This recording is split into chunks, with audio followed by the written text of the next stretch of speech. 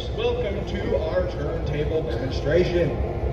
We have arrived at our destination of East Chattanooga, but there's actually another place we have arrived at, and that place is called the end of the line. Now, I mean that quite literally. We have reached the end of our 3-mile main line, and this means we cannot go any further. So today we get to do something fun, and that fun thing involves turning locomotive number 710 on what is called a turntable. Now this here is our turntable, built back in 1916 by the American Bridge and Iron Company for the Central of Georgia Railway. This measures in at 80 feet in length, weighs in roughly 80 tons, and is a fully motorized turntable powered by a 25 horsepower motor underneath. Now, that sounds cool, but there's a twist. You see, back in 1916, this was not a motorized turntable. Back then, all the weight on this turntable would have been turned around by hand. This used to be a hand-powered turntable, or an Armstrong table. What that meant was that it would take 4 people to turn this entire thing around. They did that by themselves, by hand. Now, since our turntable today is fully motorized, what that does mean is that I will not be asking for any volunteers. You get to sit back and just enjoy.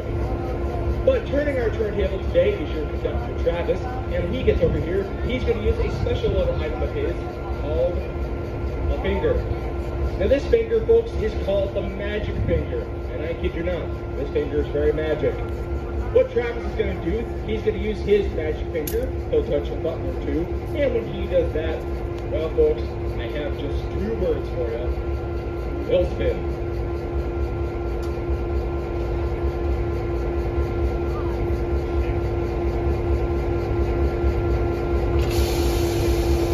Alrighty, let's introduce you to our locomotive here today, which is the 710. Built in 1950 by the Electromotive Division, or EMD for short, for the Nashville, Chattanooga, and St. Louis Railway, or the NCNSTL for short. The 710 is classified as a GP9 diesel electric type locomotive. The GP stands for general purpose. What that means is that 710 can do, well, really anything. If you do yard switching, freight trains, passenger trains. It was never assigned to a specific task, unlike certain classes of locomotives would have been back in the day. Now, when it was built brand new back in 1950, the 710 was built as a GP7, so just a slightly different model, but that's because in 1978, this engine was rebuilt into its current state today as a GP9.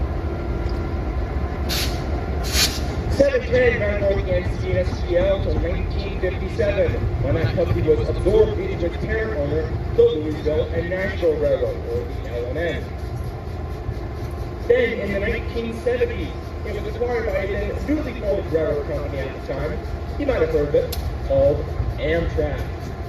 During his time with Amtrak, he was used in maintenance of waste service up in the Northeast Corridor in Pennsylvania.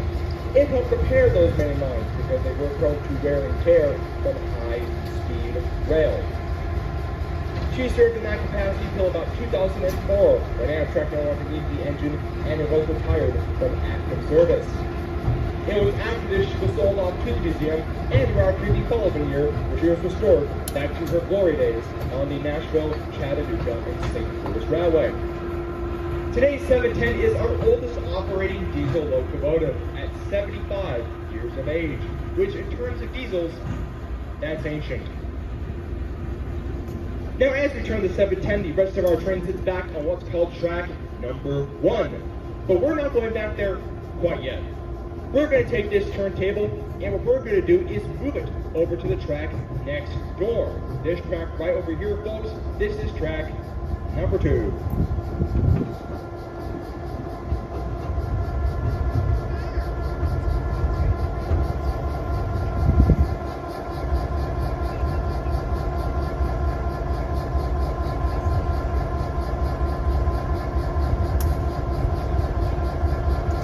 Alrighty, folks, let's give our crew a round of applause. And at this time, we're going to go over to our back shops for our brief back shop tour. If you're not interested, you're more than welcome to head back to our trailer depot. But if you'd like to take a look inside of our back shop, then please follow me right this way.